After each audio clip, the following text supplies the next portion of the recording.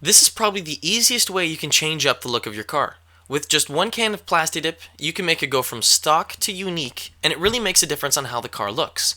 It's all about the details if you ask me, and this small detail goes a long ways. In just 4 easy steps, you can go from chrome to black using PlastiDip. Step 1. Prep. In order to get the PlastiDip to bond and adhere to your emblems very well is to get them immaculately clean. This means there can't be any oils, dirt, or grease left on the emblems. If there is, it won't stick. It's as simple as that. If your car is very dirty, go ahead and give the whole thing a wash from top to bottom. Make sure to spend a bit more time cleaning out around the emblems. Now, a good way to make sure you get it all is to get some sort of degreaser or soap, spray it down directly on the emblem, and then agitate it with a paintbrush. This is going to get in all the intricacies of the lettering. You won't be able to get everything with just a regular wash mitt, so spend the extra 2 minutes to get it done right. Once you have it clean, you need to fully dry the car. I can't stress enough on how important this is, because PlastiDip won't stick to the emblems if there's any water or moisture. To get a good majority of the water off the car, you can get either a microfiber towel or use compressed air. Compressed air is very good because you can get all the water out of the cracks.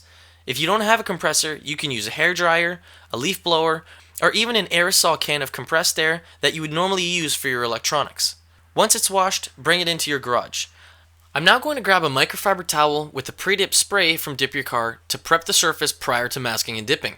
If you have the pre-dip spray, use it here, but if you don't have it, it's not a big deal. You can use 70% isopropyl alcohol and it works just as good while being a fraction of the price. Make sure you spray it down onto your towel first and not directly onto your car.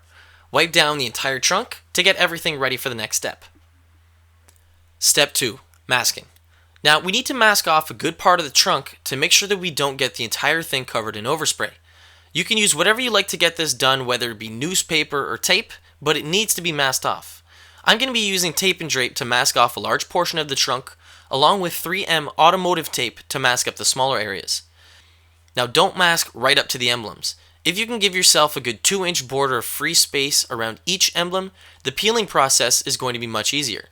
This is because you'll actually have something to grab onto while you peel. Now, I'll get more into this later, but you'll see what I mean. With everything masked up, grab your isopropyl alcohol again and remove any fingerprints and oils you left on the paint while you were masking everything. Step 3. Spraying. To get your final texture to look smooth and flat, it's very important that your PlastiDip is warm. What I like to do is let my PlastiDip sit in a bucket of hot water so it warms up the PlastiDip.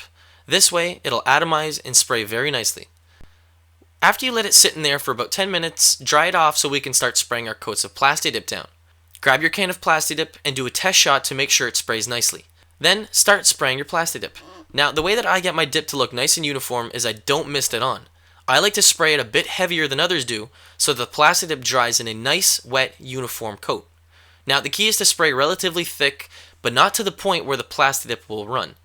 Try to focus on spraying directly straight for the first coat, and then we'll come in later and spray it from different angles to get perfect coverage. Now, make sure that you're spraying the PlastiDip on the paint of the car too, so that you have something to peel up later. If you go too thin around the edges of the tape, it's going to be difficult to peel up any excess when we get to that step. The way that we can tell that the PlastiDip is wet or dry is to see if it's got a shine. When it's fully dried, it should be matte and have a dull look to it. If it isn't dull, let it dry some more, regardless of how long you've waited. Now, just something to note is that the colder the environment you're in, the longer it's going to take for your PlastiDip to dry.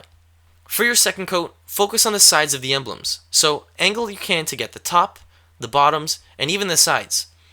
It wouldn't look that good if you could still see some of the chrome after we're done dipping, so make sure to get the entire thing covered.